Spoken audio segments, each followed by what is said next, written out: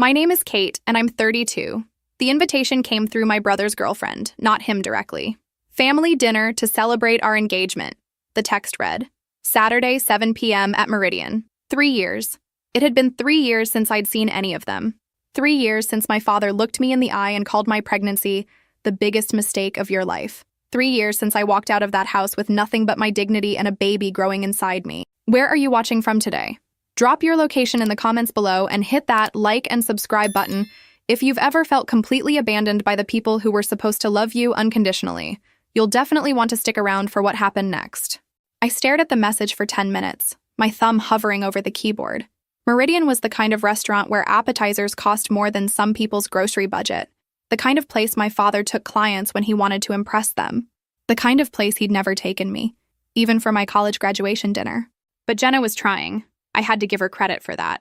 She'd been texting me sporadically over the past year, little updates about my brother Marcus, how he'd finally gotten the promotion at the law firm, how he'd bought a condo in downtown Seattle, how he'd mentioned missing me exactly once and only when he'd had too much wine.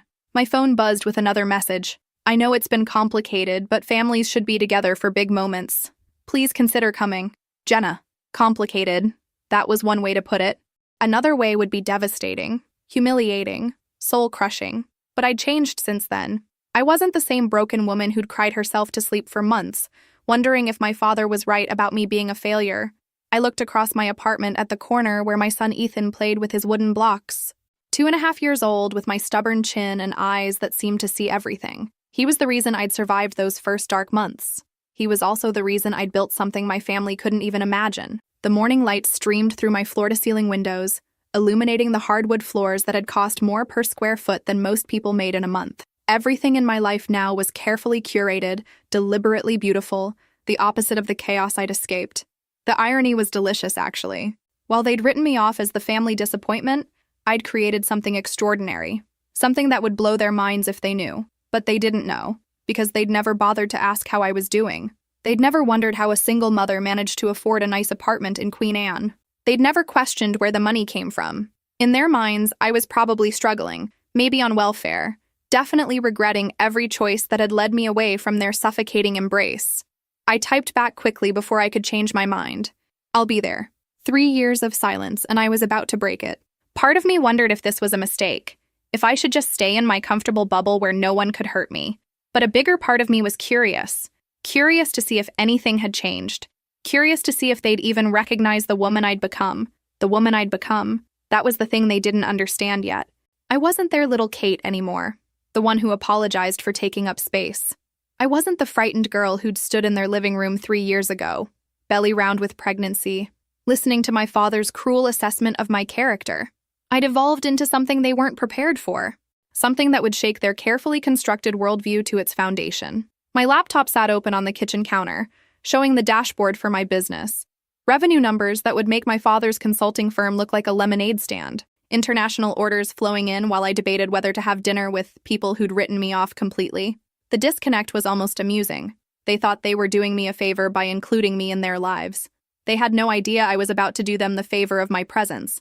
I made arrangements for Ethan to stay with my neighbor, Mrs. Chen, that Saturday evening. She was the grandmother I wished he had, the kind of woman who baked cookies and told stories and never made you feel like you were asking too much. "Special dinner?" she asked, bouncing Ethan on her hip as she watched him babble excitedly about his toy dinosaurs.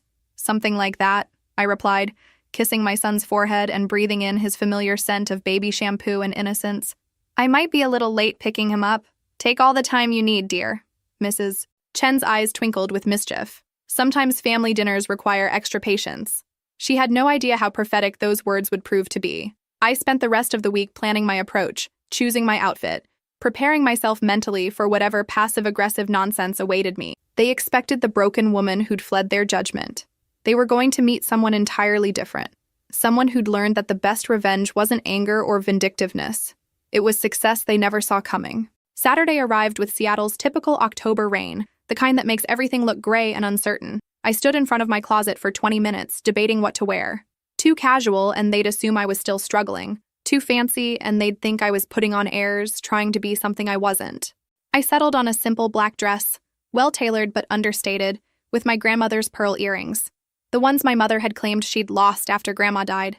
but I'd found them in her jewelry box during Christmas dinner 4 years ago. I'd taken them that night, slipping them into my purse while everyone was distracted by Marcus opening his expensive gifts. They belonged to me anyway. Grandma had promised them to me when I turned 21, but somehow my mother had forgotten that promise, just like she'd forgotten a lot of promises over the years. Those earrings had been with me through every major milestone since then. My grandmother's love crystallized into 2 perfect pearls that whispered encouragement when I needed it most. The drive to Meridian took 40 minutes through Seattle traffic, 40 minutes to rehearse conversations that probably wouldn't happen, 40 minutes to remember why I'd stayed away so long. The last time I'd seen my parents, my mother had asked if I was planning to keep it.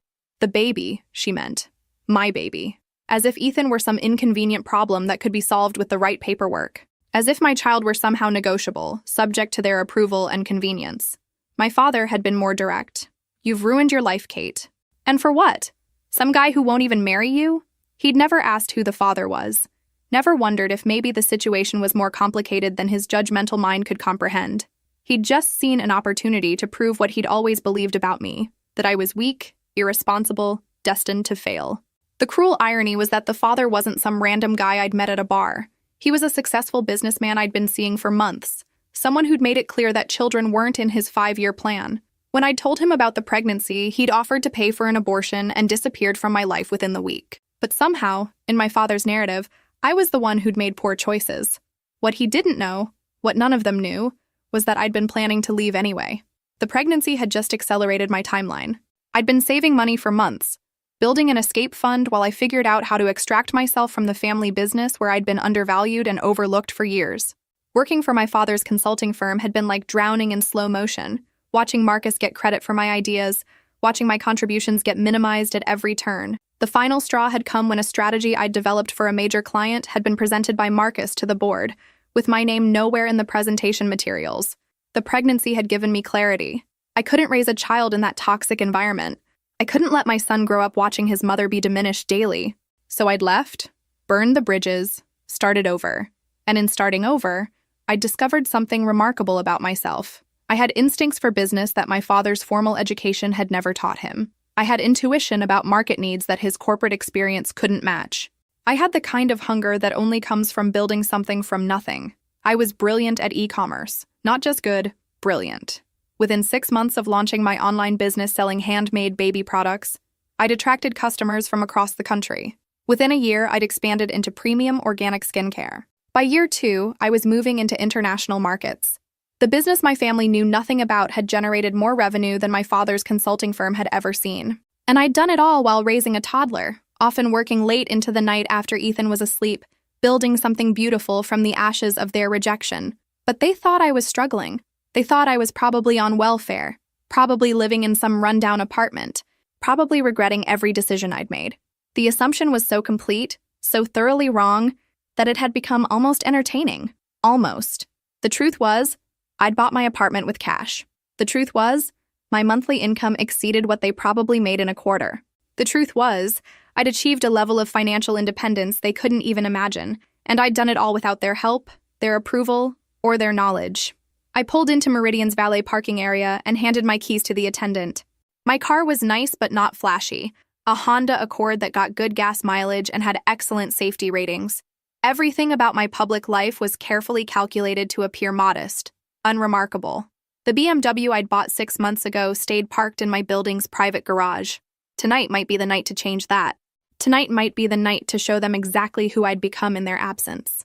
Through the restaurant's floor-to-ceiling windows, I could see my family already seated at a round table near the back. Marcus looked exactly the same, still carrying himself with that easy confidence that came from never doubting your place in the world. Jenna sat beside him, pretty and nervous, fidgeting with her engagement ring like she wasn't quite sure she belonged in this upscale setting. My parents flanked them like bookends. My mother elegant in navy blue, my father commanding attention even while sitting still. The tableau was familiar, the same family dynamic I'd escaped from 3 years ago. 3 years. I took a deep breath, smoothed my dress, and walked toward the entrance. Time to find out if anything had really changed, or if they were still the same people who'd made me feel invisible my entire life. Something told me this dinner was going to be more interesting than any of us expected. Something told me they were about to learn who their daughter had become when she stopped trying to earn their love. The hostess led me through the restaurant's maze of white tablecloths and crystal glasses past tables of well-dressed diners enjoying their Saturday evening. I felt their eyes follow me, probably wondering if I belonged in a place this expensive. If only they knew. I'd eaten at restaurants that made Meridian look like a chain diner, in cities they'd never heard of, celebrating deals they couldn't imagine. The irony wasn't lost on me that I was probably one of the wealthiest people in the room, yet everyone assumed I was the charity case tagging along with the family that could actually afford to be here. My family spotted me before I reached the table. I watched the sequence of expressions cross their faces. Surprise, assessment, guardedness. My mother's face immediately shifted into that polite mask she wore when she encountered something that didn't fit her expectations. My father barely looked up from his menu, the deliberate slight I'd anticipated.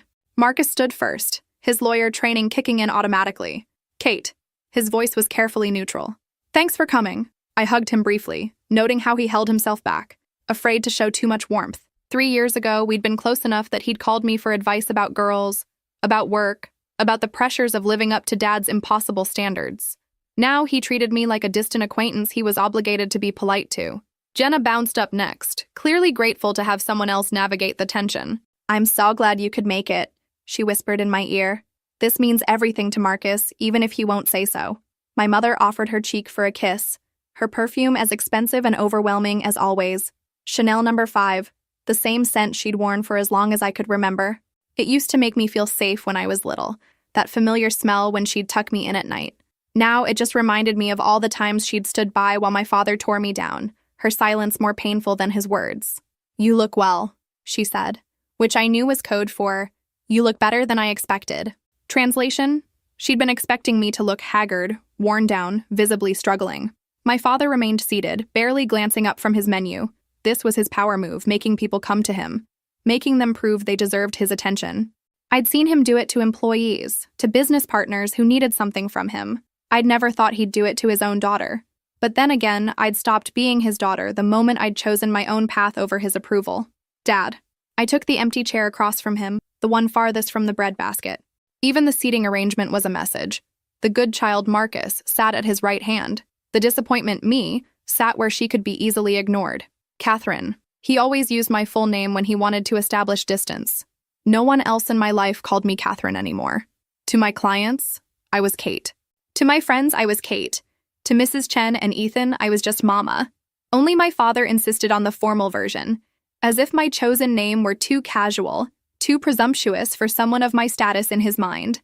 The silence stretched between us like a canyon. 3 years of unspoken words, unexpressed anger, unresolved hurt.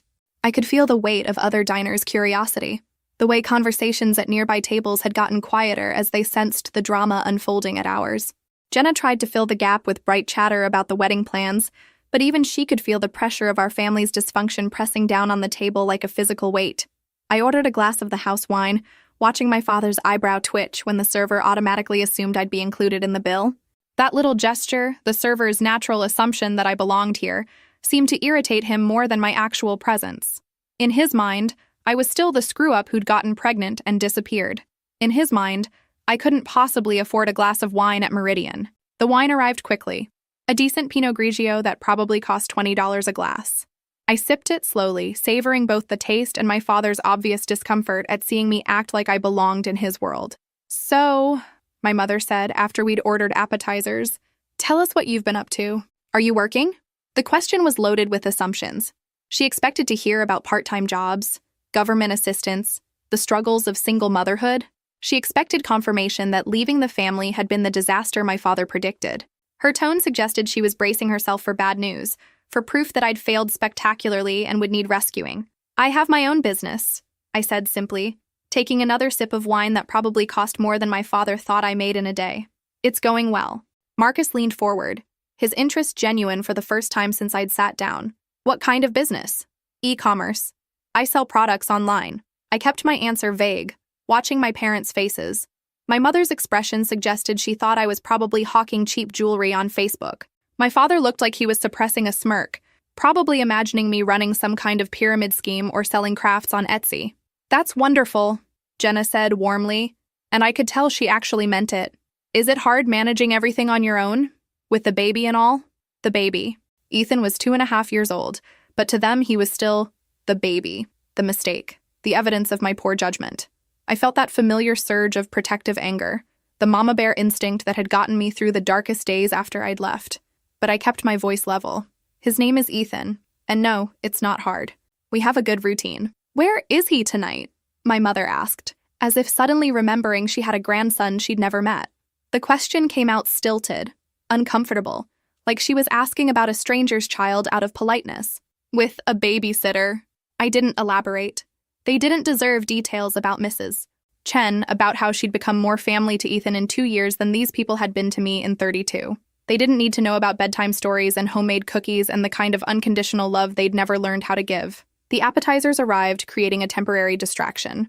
Oysters for my parents, crab cakes for Marcus and Jenna. Nothing for me. I hadn't ordered anything, partly because I wasn't hungry, and partly because I wanted to see how the evening would unfold before committing to staying through multiple courses. The familiar dynamic was already asserting itself. Them eating expensive food while I watched. The subtle reminder that I was here on sufferance, not by right.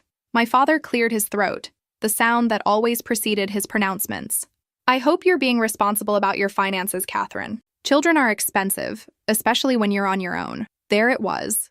The assumption that I was struggling, barely keeping my head above water. The certainty that I needed his wisdom, his guidance, his conditional help. I smiled, taking another sip of wine. I'm managing just fine, thanks. Are you, though? His voice carried that familiar condescending tone that used to make me want to disappear under the table. Single mothers face unique challenges. If you need assistance, there are programs, government assistance, charity. In his mind, that was where I belonged now. That was what happened to daughters who didn't follow the script, who got pregnant without permission, who had the audacity to walk away from family money and family control. He was already mentally categorizing me with the people he talked about at his country club, the ones who needed help because they couldn't handle their own lives. I set down my wine glass and met his eyes directly. I don't need assistance. The words came out quieter than I'd intended, but they carried weight. I'm doing better than you think. He laughed, the sound sharp and dismissive. Kate, I know you're trying to save face, but there's no shame in admitting when you're in over your head. Pride doesn't pay rent. That's when the server appeared beside our table with the check presenter, and everything changed. The server's timing was perfect, as if the universe had choreographed this moment for maximum impact. The black leather check presenter landed on the table with a soft thud, and I watched my father's hand move toward it automatically. This was his ritual, his moment of control. The man who paid was the man in charge. The one who held the power, who could grant or withhold approval based on his assessment of who deserved his generosity. But before his fingers could touch the leather, he looked up at the server and said, loud enough for nearby tables to hear, "That one's not on our bill." He pointed at me casually, as if I were a stranger who'd wandered over and sat down uninvited. As if I were some kind of charity case who'd presumed too much by ordering a glass of wine in his presence. The silence was immediate and complete. Even the ambient noise of the restaurant seemed to fade as conversations at nearby tables stopped mid-sentence. Jenna's face went crimson, her hand flying to cover her mouth in shock. Marcus stared at his lap, his shoulders rigid with embarrassment. My mother examined her manicure with sudden fascination, the same way she'd always avoided looking at me when my father delivered his harshest judgments. The server, to his credit, kept his expression professionally neutral, though I caught the slight tightening around his eyes that suggested he'd witnessed this kind of family drama before. For 3 heartbeats, I felt 15 years old again, standing in the kitchen while my father explained to my math tutor that he wouldn't be paying for extra sessions because Kate needs to learn that consequences follow choices, feeling small and ashamed and somehow responsible for my own diminishment. The familiar weight of humiliation settled over my shoulders like a heavy coat I'd worn too many times before. But I wasn't 15 anymore, and I wasn't the broken woman who'd fled this family 3 years ago with nothing but her dignity and a baby growing inside me. I'd spent those 3 years building something extraordinary, creating a life that would shock them if they knew the truth. I'd spent sleepless nights working while Ethan slept, turning my desperation into determination, my rejection into rocket fuel. I smiled, not the tight, apologetic smile I used to offer when my father humiliated me in public. A real smile, warm and genuine and completely unexpected. The kind of smile that suggested I knew something they didn't, which, as it turned out, I absolutely did. He's absolutely right, I said to the server, my voice carrying clearly in the hushed space around our table. I should handle my own portion. The server nodded, clearly relieved to have some direction in what was becoming an increasingly uncomfortable situation. Shall I bring separate checks then? That won't be necessary. I opened my purse and removed my credit card, the black metal one that always made servers do double takes. The one that came with perks I'd never dreamed of when I was scraping together grocery money 3 years ago. I'll take care of the entire bill, actually, except for his portion. I gestured toward my father with the same casual dismissiveness he'd shown me. He can handle his own. You know what's funny about family dynamics? They're built on the assumption that everyone will keep playing their assigned roles forever. The responsible child stays responsible. The disappointment stays disappointing. The man with the money keeps all the power. But what happens when someone decides to rewrite their part? What happens when the family disappointment turns out to be the family success story no one saw coming? My father's face went through several color changes, settling somewhere between confusion and outrage. This wasn't how the script was supposed to go. He was supposed to pay the bill, demonstrate his authority, remind everyone of their place in the hierarchy. I was supposed to accept his judgment, maybe offer to pay my small portion with whatever crumpled bills I could scrape together from my purse. "Kate, what are you doing?" "What you taught me," I replied, signaling for the server to bring the card reader. Taking care of my own responsibilities. Marcus tried to intervene, his lawyer instincts kicking in to defuse the situation. "This is ridiculous. Dad was just being—" He fumbled for words that would make this less awful than it was. There weren't any, because what my father had done wasn't just being practical or protective. It was deliberate humiliation, designed to put me in my place in front of his chosen witnesses. Clear about the boundaries, I finished for him, which I appreciate. It eliminates any confusion about expectations. The server returned with the check broken down by seat. I scanned it quickly. $347 for 5 people, not including the tip. My father's portion was $127 for his steak, appetizer, and 3 glasses of their second most expensive wine. I handed the server my card along with a folded $20 bill. A little tip for managing what was obviously becoming a very awkward situation with professional grace. "Everything except seat 4, I instructed quietly. "And keep the change on what you're charging me." The 20 was his tip for managing an awkward situation with grace. The card payment would be $220, plus a substantial tip on the overall bill. My father could figure out his own gratuity situation. While we waited for the payment to process, the table sat in stunned silence. I could practically hear the mental recalculations happening around me. How was I paying for a dinner this expensive? Where was this confidence coming from? Who was this woman who looked like their Kate but acted like someone they'd never met? The server returned, handed me my card with the kind of respectful efficiency that came with recognizing a customer who wasn't worried about money, and left the leather presenter containing my father's portion sitting in front of him like a small black monument to karma. "Catherine," my father said, his voice tight with controlled anger, "this is unnecessary." "Is it?" I tucked my card back into my wallet, movements deliberate and calm. "Because it seems pretty necessary to me. You made your position clear. I'm responding appropriately. The thing about building an empire in secret is that every small victory feels amplified when no one witnesses it. 3 years ago, I'd been checking my bank balance obsessively, calculating whether I could afford groceries and diapers in the same week. 18 months ago, I'd signed my first 6-figure contract and celebrated alone in my apartment with takeout Thai food and sparkling cider because I was still nursing Ethan. The irony wasn't lost on me that my family was downstairs arguing about my failings while I was upstairs toasting my success in solitude. 6 months ago, I'd hit 7 figures in annual revenue and bought myself a BMW to mark the milestone. I'd driven it exactly 3 times and only late at night when I was sure no neighbors would recognize me. The car sat in my building's private garage like a beautiful secret, waiting for the right moment to make its debut. That moment felt closer now than it ever had before. The business had started as desperation disguised as entrepreneurship. I'd been 5 months pregnant, unemployed, and rapidly burning through my savings when I'd noticed how expensive organic baby products were. More specifically, how markup-heavy and poorly made most of them were. The big brands were charging premium prices for products that contained the same synthetic ingredients as their budget counterparts, just with fancier packaging and marketing claims about being natural. I'd started experimenting in my apartment's tiny kitchen, making chemical-free soaps and lotions, initially just for my own use. The first sale happened almost by accident. A mom at my prenatal yoga class had complimented the soap I'd brought to share in the communal bathroom. "Where did you get this? It smells amazing and my skin isn't breaking out."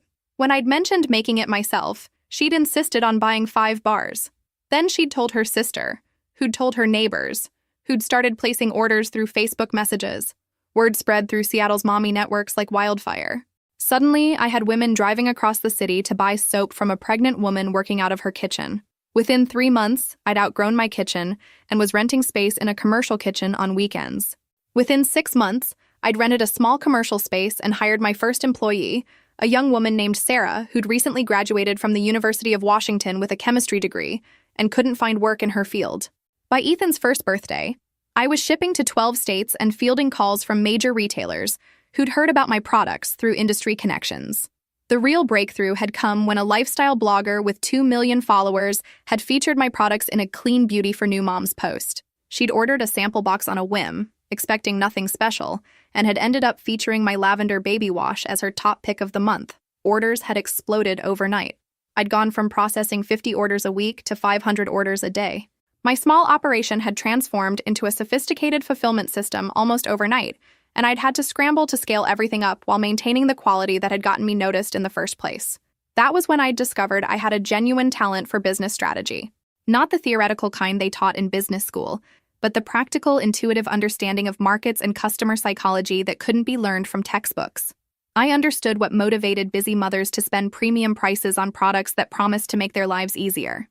I knew how to position my brand as premium without being pretentious, accessible without being cheap. The woman who'd written me off as a failure had built something extraordinary while they weren't paying attention, and every month brought new milestones that proved my father's assessment of my potential had been spectacularly wrong. I'd recently closed a deal to supply a national organic grocery chain with my products. The contract alone was worth more than my father's consulting firm made in a typical year, but I'd kept it quiet, deliberately, strategically quiet. I'd learned early that my family's dynamic required me to be less successful than Marcus, less accomplished than my parents expected, less threatening to their established hierarchy. When I'd briefly tried to excel in my 20s working at my father's firm, the response had been swift and discouraging. Credit for my ideas went elsewhere. My initiatives got buried. My contributions were minimized in meetings where my father would present my strategies as his own insights. So I'd built my new life like a parallel universe, complete and thriving and completely invisible to them. My apartment in Queen Anne looked modest from the outside, but had been gutted and redesigned with the kind of details that cost serious money. Custom cabinets that had been handcrafted by artisans in Portland. Hardwood floors made from reclaimed wood that cost more per square foot than most people's cars. A kitchen that could have been featured in architectural magazines, equipped with professional-grade appliances that I actually knew how to use. Ethan's nursery was a study in understated luxury. Organic cotton everything. A handcrafted crib that had been made by artisans in Vermont. Educational toys that encouraged creativity and independent thinking. He was growing up surrounded by beauty and quality and unconditional love, everything I'd wanted as a child but rarely received. His college fund already had more money in it than most adults had in their retirement accounts, and he wasn't even 3 years old yet. And still, when my family looked at me, they saw the failure. They saw the cautionary tale, the example of what happened when you didn't follow the approved path. They saw someone who needed rescuing, someone who'd probably come crawling back eventually with apologies and requests for help. They had no idea that I was the one in the position to offer help now, if they'd ever been humble enough to ask for it. The irony was delicious.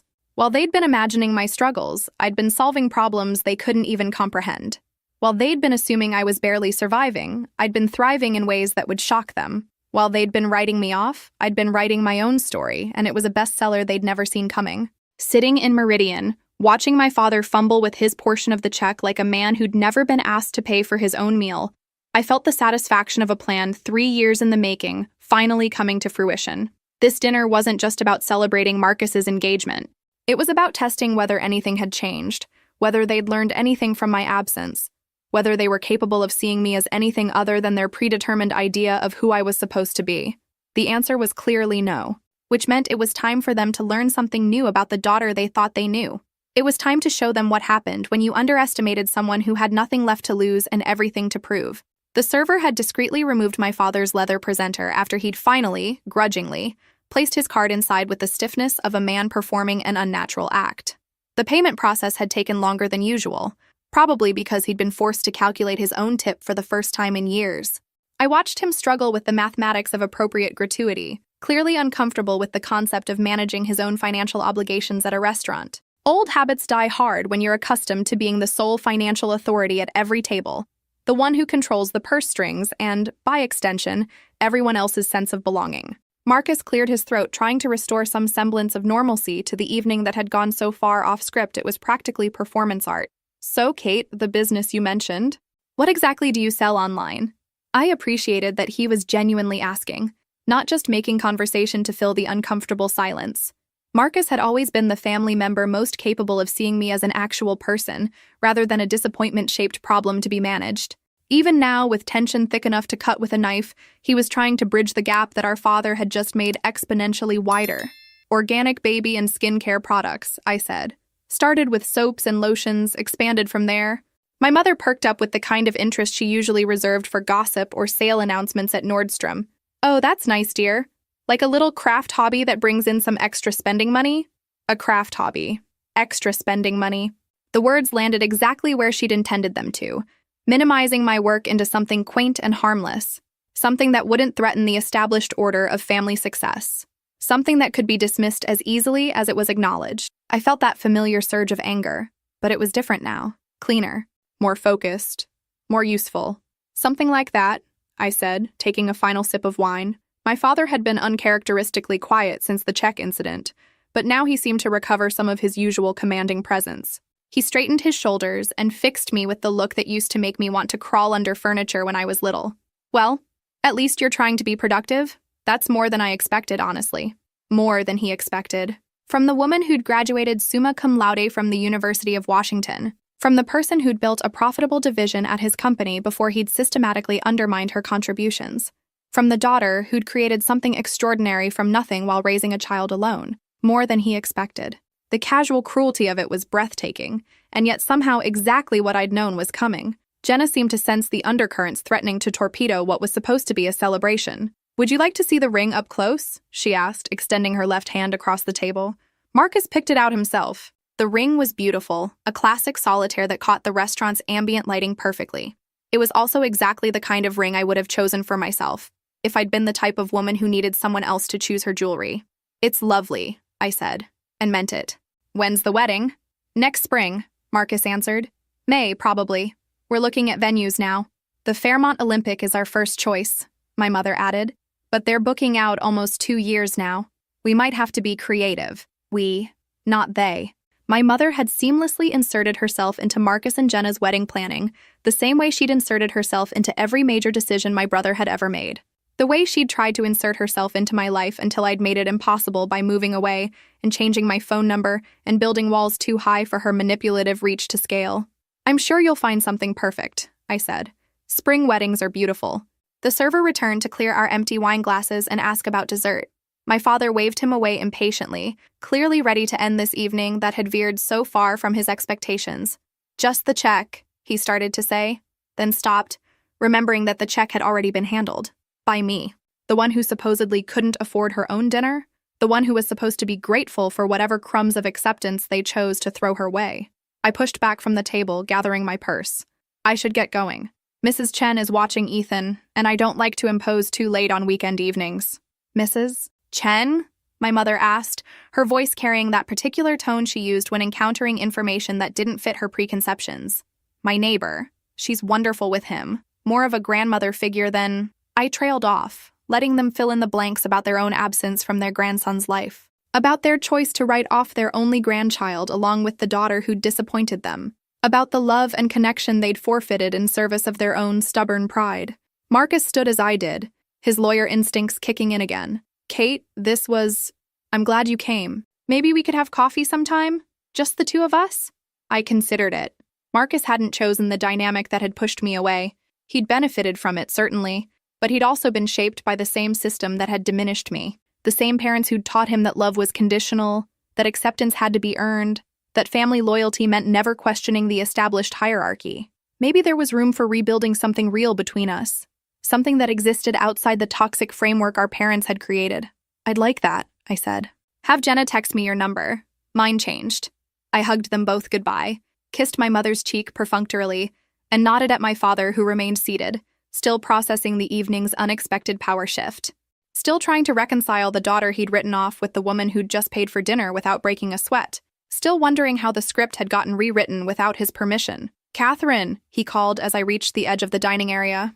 I turned back, curious despite myself. Curious to see if he was capable of growth, of acknowledgement, of anything approaching genuine human connection.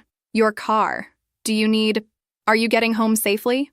For just a moment, I saw something that might have been paternal concern, Or maybe he was just worried about the liability of letting me leave if I'd been drinking. Or maybe he was fishing for information about my current circumstances, trying to gauge whether the confident woman who'd just taken control of the evening was sustainable or just a temporary performance. Either way, it was the closest thing to caring he'd shown all evening. "I'm perfectly fine, Dad. Thanks for asking." I walked toward the exit, feeling their eyes following me like spotlights. 3 years ago, I'd left their house broken and ashamed, convinced I'd ruined my life with one impulsive decision. Tonight, I was leaving Meridian as the woman who'd paid for their dinner while they sat there recalculating everything they thought they knew about me. The transformation was complete, even if they didn't understand it yet. The valet station was busy, other diners claiming their cars for the evening. I handed over my ticket and waited, breathing in Seattle's crisp October air and watching the restaurant through its floor-to-ceiling windows. Through the glass, I could see my family still at the table, probably dissecting the last 2 hours like a legal brief, probably trying to figure out how their narrative about my failures had gotten so completely upended. That's when I heard my name being called from the valet station, and I realized the evening was about to get much more interesting. "Kate Thompson?" The valet attendant's voice cut through the evening air, and I turned to see him approaching with keys in hand. But these weren't the keys to my Honda Accord. These were the distinctive key fob of my BMW. The car I'd driven exactly 3 times since buying it 6 months ago. The car that had been sitting in my building's garage like a beautiful secret, waiting for the right moment to make its debut. I'd made a decision sometime between dessert and my father's humiliation. I'd called my building's concierge service during those few minutes when everyone was distracted by the check drama, arranging for them to deliver my real car to Meridian's valet stand. Sometimes the universe hands you perfect timing, and you'd be foolish not to take advantage of it. "Thank you," I said, accepting the keys with the calm of someone who owned exactly this kind of car. Because I did. The 2023 BMW X5 in midnight blue was mine, purchased with cash from a single month's revenue. I'd bought it the day I'd hit my first million in annual sales, a quiet celebration that no one had witnessed but me. The valet brought the car around, and I heard the sharp intake of breath from behind me. My family had apparently followed me outside, probably to continue whatever post-mortem analysis they'd started at the table. They stood in a cluster near the restaurant's entrance, and I could feel their shock radiating across the parking area like heat from a furnace. "Is that yours?" Marcus asked, his voice carrying a note I'd never heard before. Not condescension, not pity, but genuine surprise mixed with something that might have been respect. The BMW gleamed under the parking lot lights, every surface reflecting the kind of care that came with professional detailing, the kind of attention to detail that suggested its owner had both money and standards. I opened the driver's door and turned back to my family, all of them standing there like statues trying to process information that didn't fit their carefully constructed narrative. "It is." I slid into the driver's seat, adjusting the mirrors I'd already adjusted perfectly months ago. "Thanks for dinner. It was enlightening." My father stepped forward, his face a map of confusion, and something that might have been dawning realization. "Catherine, what exactly is this business of yours?" For 3 years, he'd assumed I was struggling. For 3 years, he'd imagined me scraping by, probably taking government assistance, definitely regretting every choice that had led me away from his conditional approval. The BMW sitting in front of him was forcing a fundamental recalculation of everything he thought he knew about my circumstances. "E-commerce," I said simply, the same answer I'd given inside the restaurant. "Organic baby products. It's going well." "Going well?" My mother's voice was pitched higher than usual, the tone she used when reality didn't match her expectations. "Kate, this car costs more than most people make in a year." I started the engine, the BMW's sophisticated purr filling the space between us. "Some people make more than others realize, Mom." Through the windshield, I could see Jenna whispering urgently to Marcus, probably trying to figure out if this was real or some elaborate performance. My father stood frozen, clearly struggling to reconcile the daughter he'd written off with the woman who'd just paid for dinner without hesitation and was now driving away in a car that cost more than his annual salary. "Catherine," his voice carried a note of command that used to make me stop whatever I was doing and pay attention. Tonight, it just sounded desperate. "We need to talk." "Do we?" I put the car in drive, feeling the satisfying weight of German engineering responding to my touch. "Because it seems like you've said everything you wanted to say already." The hurt on his face was visible even in the parking lot lighting, but it was the kind of hurt that came from having your worldview challenged, not from genuine remorse. He'd built his entire relationship with me on the foundation of my supposed failure, my need for his guidance and approval. The BMW was threatening to collapse that foundation entirely. "Call me," Marcus said quietly. "Please." I nodded at him, the only one who'd shown any genuine warmth tonight. I will. As I pulled away from Meridian, I could see them in my rearview mirror, still standing in the parking lot like people who'd witnessed something impossible. My phone started buzzing almost immediately, probably my mother trying to call, but I let it go to voicemail. They'd had 3 years to wonder how I was doing. They could wait a little longer for the full explanation. What do you think will happen next? Drop your predictions in the comments below and let me know if you've ever had a moment where you got to prove the doubters wrong. The drive home took 20 minutes, but it felt like a victory lap. Every mile between Meridian and my apartment in Queen Anne was a mile further from the people who'd never believed in me, and closer to the life I'd built without their help or approval. The BMW handled Seattle's hills like it was designed for them, which it probably was. Mrs. Chen was still awake when I arrived to pick up Ethan, despite the late hour. She took one look at me and smiled the knowing smile of someone who'd raised children and grandchildren and had developed excellent instincts about when things had gone well or poorly. Good dinner? She asked, handing me Ethan's overnight bag. Interesting dinner, I replied, checking on my sleeping son in her guest bedroom. He looked peaceful, completely unaware that his mother had just dismantled 3 years of family assumptions in a single evening. Thank you for watching him. Always a pleasure. He's a good boy. Mrs. Chen walked me to her door, then paused. Katie, I saw the nice car downstairs, very pretty. Of course she had. Mrs. Chen noticed everything that happened in our building. She probably knew about my business success before I'd fully realized it myself, just from observing the delivery trucks and the quality of Ethan's clothes, and the fact that I never seemed stressed about money despite being a single mother. Thank you, I said. I thought it was time to stop hiding. She patted my arm with maternal affection. Hiding is for people who have done wrong. Success should be celebrated. Back in my apartment, I settled Ethan into his crib and checked my phone. 7 missed calls from my mother, 3 from my father, and a series of increasingly frantic text messages that started with confusion and progressed to demands for explanation. The transformation from dismissive to desperate had taken less than an hour. I poured myself a glass of wine and opened my laptop, pulling up my business dashboard out of habit. The numbers were as beautiful as always. Orders flowing in from 12 countries, revenue streams that would make my father's consulting firm look like a lemonade stand, growth projections that suggested I'd need to expand my warehouse space again before spring. The baby products line had been just the beginning. Within 18 months, I'd expanded into premium organic skincare, targeting affluent mothers who wanted the same quality for themselves that they demanded for their children. The profit margins were exceptional, and word-of-mouth marketing had proven more effective than any advertising campaign I could have designed. 6 months ago, I'd launched a third product line, sustainable luxury goods for environmentally conscious consumers. Organic cotton bedding, bamboo kitchenware, everything sourced ethically and marketed to people who had money and consciences in equal measure. The orders were pouring in faster than I could fulfill them. My phone rang again. This time it was Marcus, calling from his own number instead of letting our parents monopolize the conversation. Kate. His voice was careful, like he was talking to someone who might bolt if he said the wrong thing. Can we talk? We're talking now. I mean, really talk. Not with Mom and Dad monitoring every word. Just you and me. I considered it.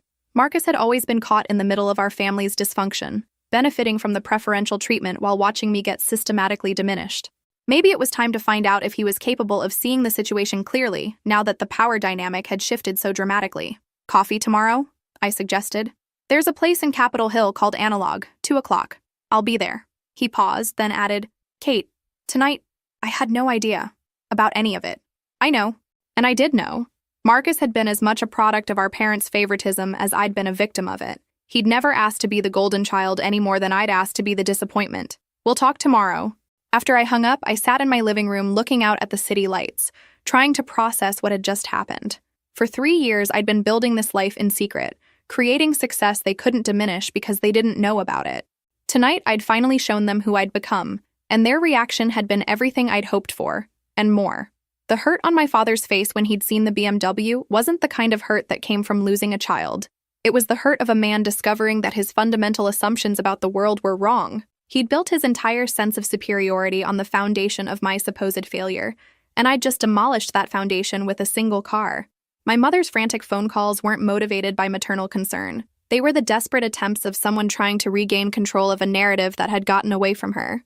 She'd spent 3 years telling her friends about her troubled daughter, the one who'd gotten pregnant and disappeared. Now she was going to have to explain why that troubled daughter was driving a car that cost more than most people's houses. The irony was perfect. They'd written me off so completely that they'd stopped paying attention, giving me the freedom to build something extraordinary without their interference. Their dismissal had been my liberation. I finished my wine and checked on Ethan one more time before heading to bed. Tomorrow would bring new challenges, new conversations, new opportunities to define the relationship I wanted to have with my family going forward. But tonight, I was going to sleep peacefully for the first time in 3 years, knowing that I'd finally shown them exactly who their daughter had become. Sunday morning brought autumn sunshine and the kind of crisp Seattle air that made the city look like a postcard. I spent the morning with Ethan at the farmer's market in Queen Anne, buying organic vegetables and artisanal bread, while he charmed vendors with his enthusiasm for everything edible. This was our routine, our quiet domestic happiness that existed completely separate from the drama that had unfolded the night before. But even paradise has interruptions. My phone buzzed constantly with calls and texts from family members who'd apparently spent the night discussing what they'd witnessed at Meridian.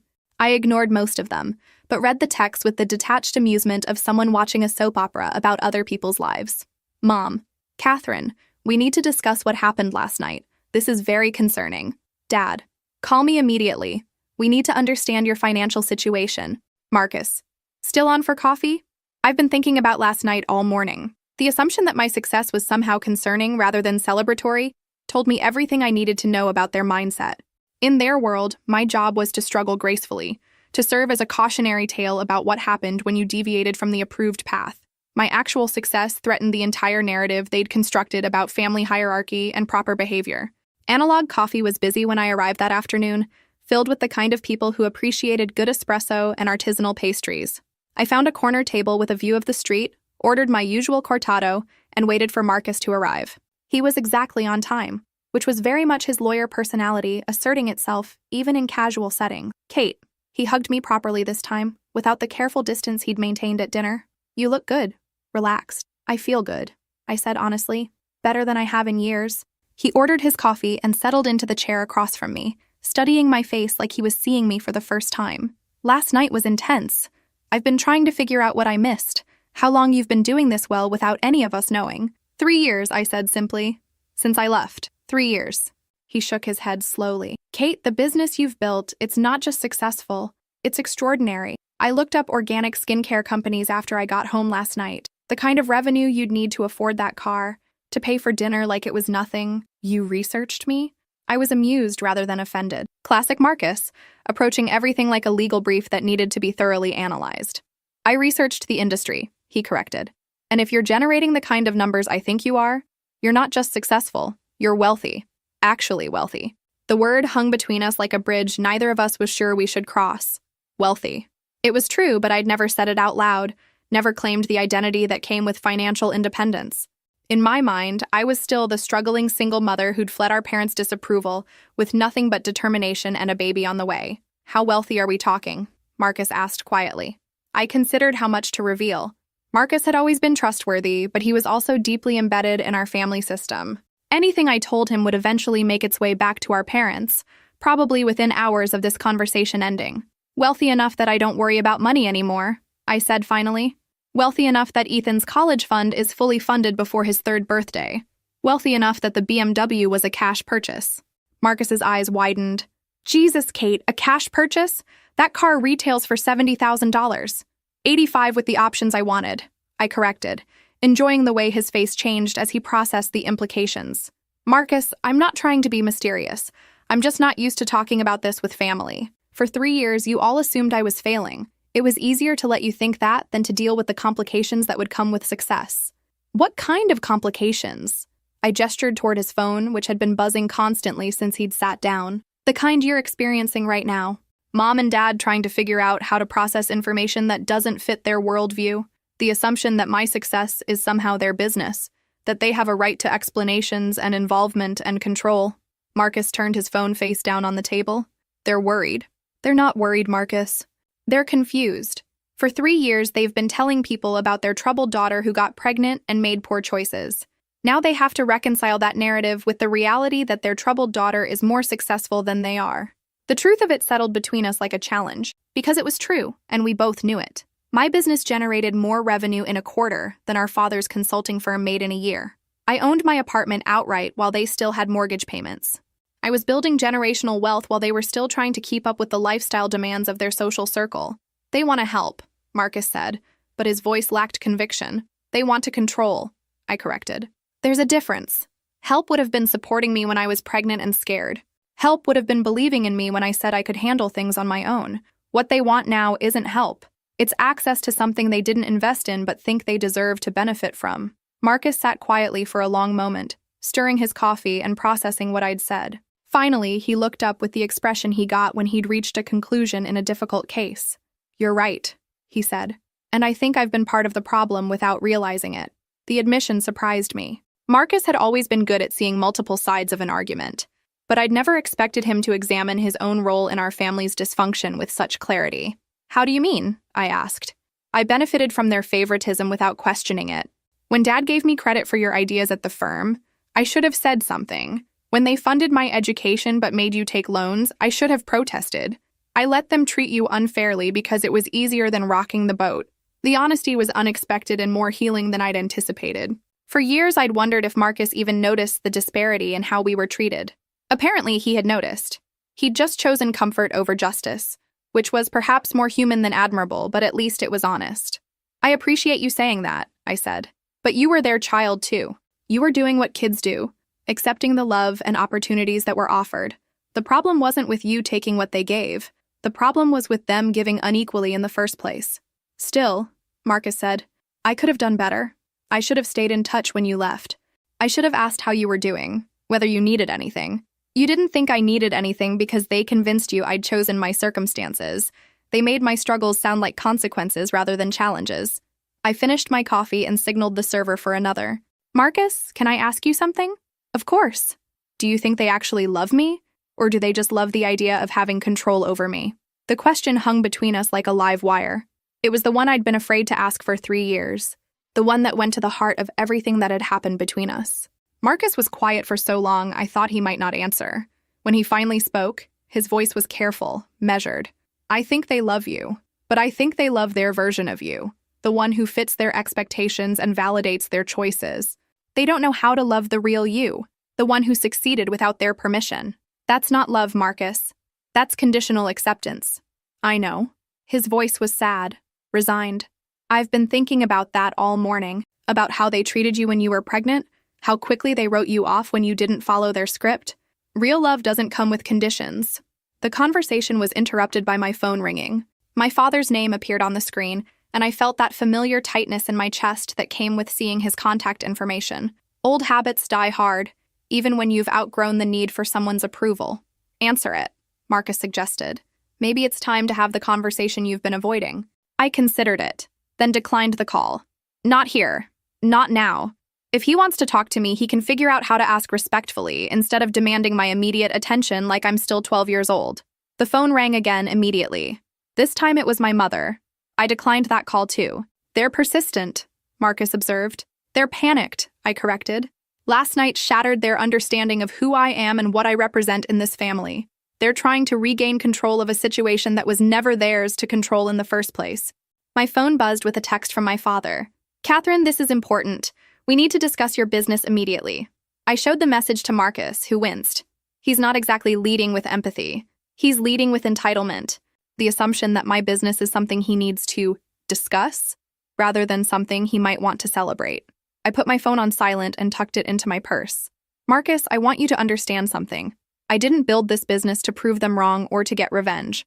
I built it because I had to survive, and then I kept building it because I discovered I was good at it.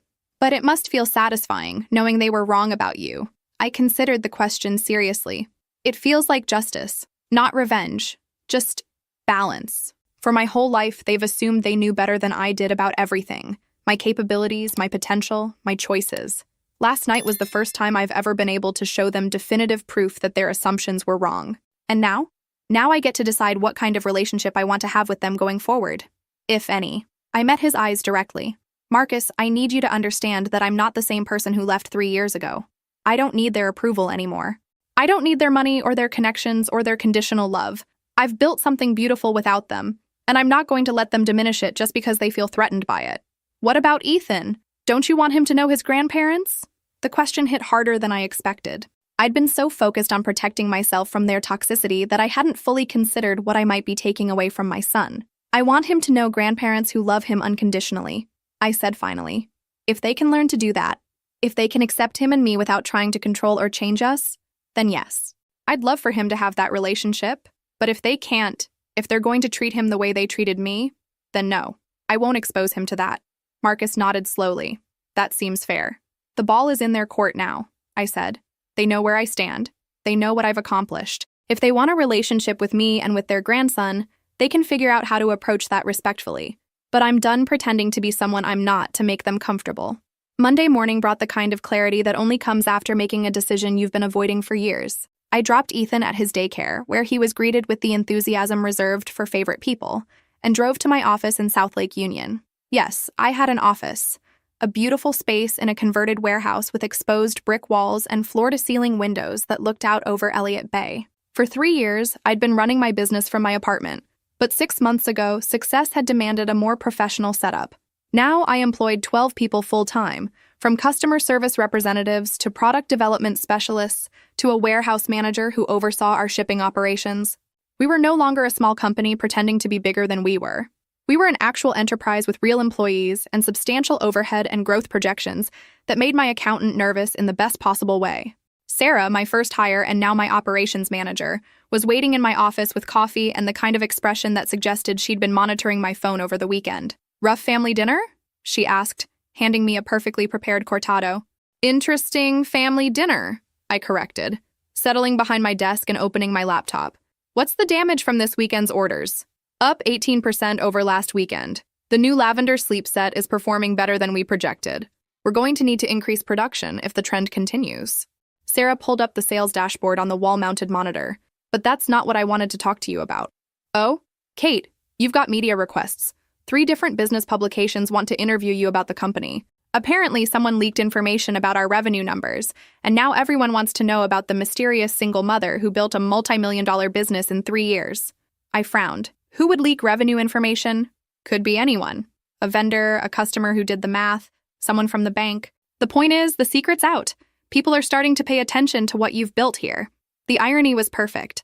I'd spent 3 years hiding my success from my family, and now it was about to become public knowledge. The universe had a sense of humor about timing. "Schedule the interviews," I decided. "If we're going to be public about this, let's do it right." My phone buzzed with another call from my father. I was beginning to think he'd cleared his entire calendar to focus on figuring out how to process Saturday night's revelations. "Are you going to answer him eventually?" Sarah asked. "When I'm ready to have that conversation on my terms," I said. Right now, he's in panic mode. He's trying to understand how the daughter he wrote off became more successful than he is.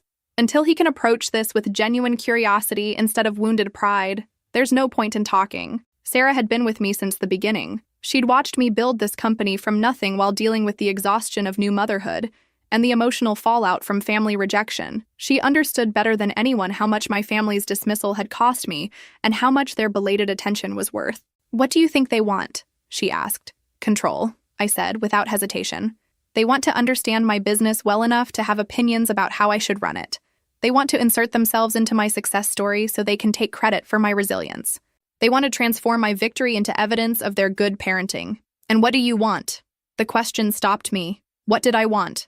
For 3 years, I'd been focused on survival, then success, then maintaining the boundaries that kept me safe from their toxicity. I'd never really considered what I wanted from them beyond basic respect and acknowledgement. "I want them to see me," I said finally. Not their idea of who I should be, not their assessment of my choices, not their projection of their own fears and limitations. I want them to see who I actually am and love that person, or at least respect her enough to leave her alone. That's fair. It's also probably impossible, I admitted.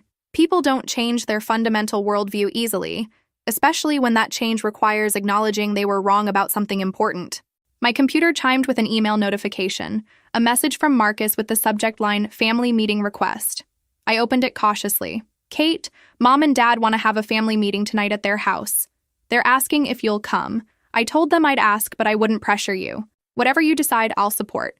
But I think they're genuinely trying to understand what happened Saturday night." A family meeting, the formal structure they used when someone needed to be corrected or realigned with family expectations. I'd been subjected to several of them over the years, usually when my behavior didn't meet their standards. The fact that they were requesting my presence rather than demanding it was progress, but the format itself was deeply problematic. "What's that expression about?" Sarah asked. They want to have a family meeting about my success. I showed her the email. The same format they used to use when they wanted to lecture me about my failures. Are you going to go? I thought about it seriously. Part of me was curious to see how they'd handle a conversation where I held all the power. Part of me wanted to give them a chance to surprise me with genuine growth and humility. But a bigger part of me recognized that meeting them on their territory, using their preferred format, would put me at an automatic disadvantage. No, I decided. If they want to talk to me about my life and my choices, they can do it on neutral ground with no predetermined agenda. I'm done being summoned to explain myself to people who should be celebrating my success instead of interrogating it. I typed a response. Marcus, I appreciate the invitation, but I'm not interested in a family meeting format. If Mom and Dad want to have a conversation with me, they can suggest lunch somewhere public where we're all equals. Otherwise, they have my number if they want to call and apologize for Saturday night. Kate, Tuesday. Evening found me at home with Ethan, reading bedtime stories, and marveling at how completely he'd transformed my understanding of what love should feel like. Unconditional, unquestioning, fierce in its protectiveness, but gentle in its daily expression. Everything my family had never learned how to give me. I was cleaning up his toys when my doorbell rang. Through the peephole, I saw my parents standing in my hallway, both of them looking uncomfortable and uncertain. My father held a small bouquet of flowers, the kind of peace offering that suggested someone had coached him on appropriate behavior. For a moment, I considered not answering. They'd shown up uninvited, which was exactly the kind of presumptuous behavior I was trying to discourage. But curiosity won. I wanted to see if they were capable of genuine humility, or if this was just another attempt to reassert control using different tactics. Mom, Dad. I opened the door but didn't invite them in. This is unexpected. Catherine. My father's voice was different than I'd ever heard it. Subdued, almost humble. We were hoping we could talk. May we come in? I considered the request. Letting them into my home would give them access to information about my lifestyle that they didn't deserve, but refusing would make me look petty and defensive. After a moment, I stepped aside. They followed me into my living room, and I watched their eyes take in the details. The custom furniture, the original artwork, the high-end electronics, the toys that clearly came from expensive boutiques rather than discount stores. Everything about my space screamed quality and financial stability, the opposite of what they'd been imagining for 3 years. Beautiful apartment, my mother said, running her fingers along the back of my Italian leather sofa. Very sophisticated. Thank you. I didn't offer them seats or refreshments. This wasn't a social visit. My father cleared his throat, the nervous gesture I remembered from my childhood. Catherine, we owe you an apology. Several apologies, actually. The admission surprised me. I'd expected defensiveness, justification, maybe some grudging acknowledgement that they'd misjudged my circumstances. I hadn't expected a direct apology. For what specifically? I asked. For Saturday night, my mother said quickly. Your father shouldn't have said what I said about the check. It was unnecessary and hurtful. And before that, I pressed. For the 3 years of silence? For writing me off when I got pregnant? For assuming I'd fail without ever checking to see how I was actually doing? The questions hung in the air like challenges. This was the conversation we'd never had, the one where they'd have to acknowledge the full scope of their treatment rather than just the most recent incident. We were hurt, my father said finally. When you left, when you stopped taking our calls, we felt rejected. We assumed you wanted nothing to do with us. I stopped taking your calls because every conversation was a lecture about my poor choices. I left because staying meant listening to daily reminders that I was a disappointment. I kept my voice level, factual. Dad, the last thing you said to me before I left was that I'd ruined my life. Did you really think I was going to call to chat after that?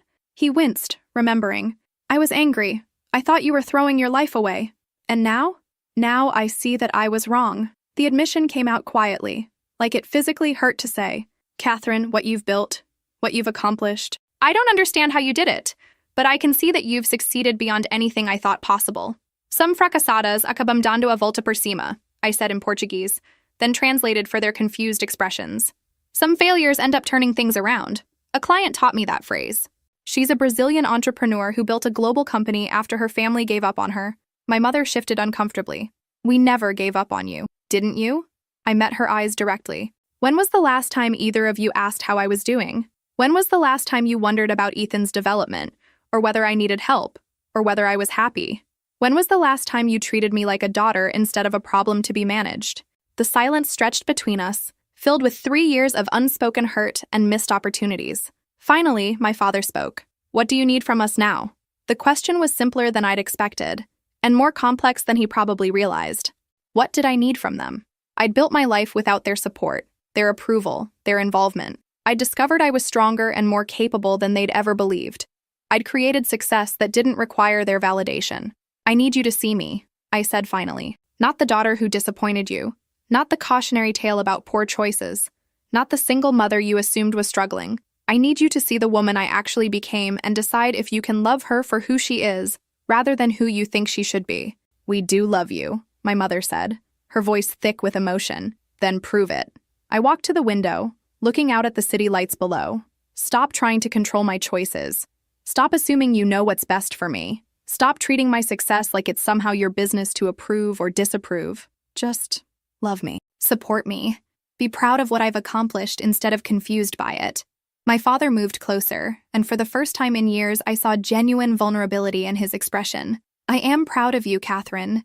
Intimidated, confused, maybe a little embarrassed that I underestimated you so completely, but proud.